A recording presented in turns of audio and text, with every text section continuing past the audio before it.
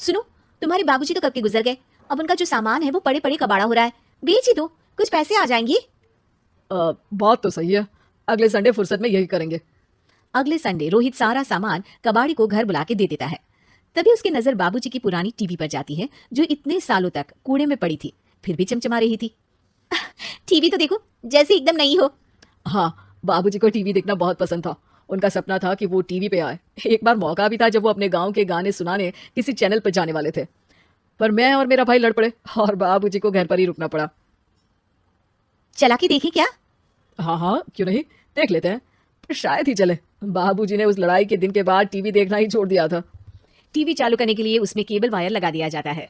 एक news channel चालू हो जाती है। स्वर्ग की सीढ़ी के रास्ते हैं तीन, तीनों के तीन रास्ते हैं संगीन। पहला रास्ता है सांप की बीन, दूसरा रास्ता घर में बिछा कालीन, तीसरा रास्ता कलकत्ता से चीन। ये क्या बकवास खबर है, कुछ अच्छा लगा दो। अरे आप बोलो तो सही, कोई अच्छी खबर सुना देता हूँ। मेरा तो काम ही खबर देना है। अरे बाप रे, टीवी बात कर रही है। हाँ, ये न्यूज वाला मुझसे। हाँ हाँ, आपसे ही तो बात करूंगा ना, आपके घर में हूं तो। अरे ये सपना है क्या? तुम हमसे बात नहीं कर सकते?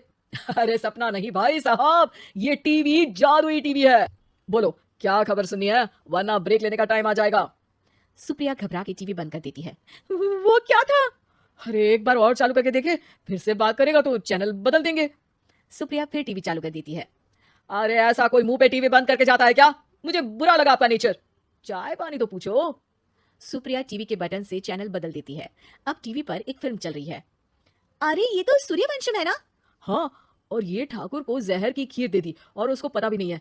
ए भाई, खीर मत पीना, उसमें जहर है, मत पीना। ठीक है महाशय, जैसा आप कहें। हाँ। अरे आपकी बात मान ली, पूरी पिक्चर ही अब तो बदल जाएगी। मतलब ये सच में जादुई टीवी है? तभी वहां कबाड़ी आ जाता है।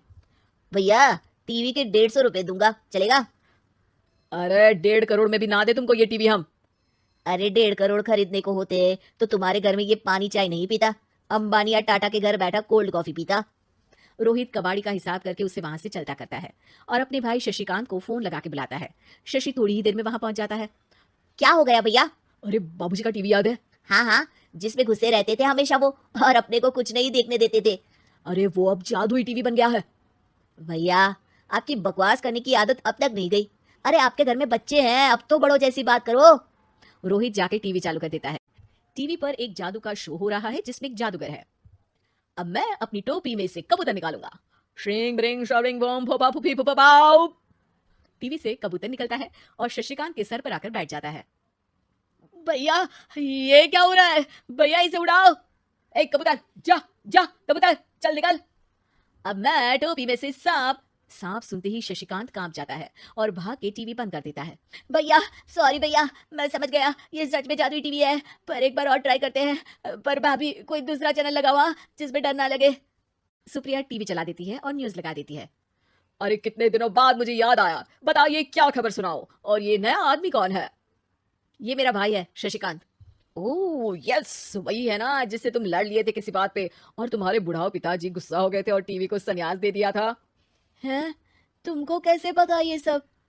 इस टीवी में रहने वाले आदमी से लेकर कबूतर तक को तुम्हारे बाबूजी और तुम्हारी बातें पता है, इसलिए तो ये जादुई टीवी है। ये टीवी क्या कर सकती है वैसे? तुम जो मांगो दे सकती है। कहानी बदल सकते हो, खबर बदल सकते हो, कोई चीज मांग सकते हो। अरे भैया, ये टीवी मैं लेके जा रहा हूँ। बाबूजी का लाडला तो मैं ही था ना। अरे ऐसे कैसे?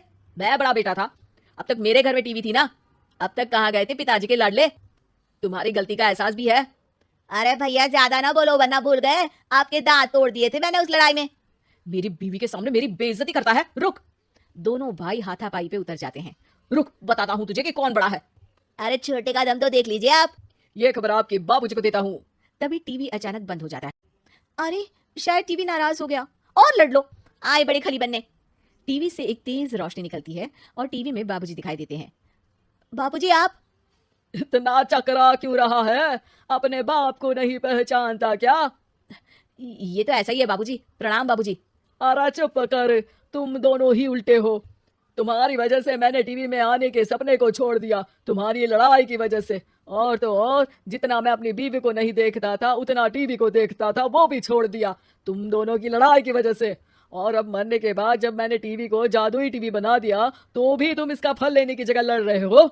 अरे तुम तो लायक ही नहीं हो, अब तुमको बाबा जी का ठुल्लू भी नहीं मिलेगा। बाबूजी चले जाते हैं। टीवी बंद हो जाता है। रोहित और शशिकांत गिड़गिड़ा के टीवी के सामने हाथ जोड़ के बाबूजी को बुलाते हैं, पर टीवी सिर्फ धुआं निकालता रहता है।